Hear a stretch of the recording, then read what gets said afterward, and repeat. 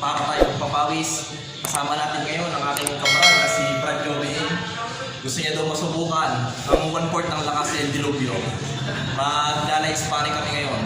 Shoutout niya pala dun kay Bad Boy ng Cebu, aka Addict ng Cebu.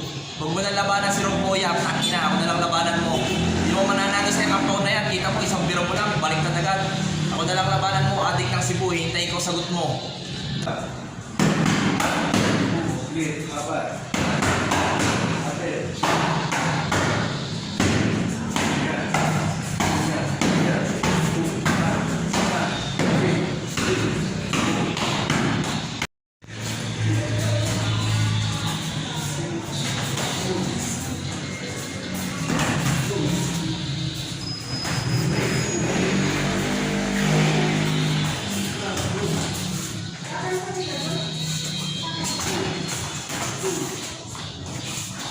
Sorry.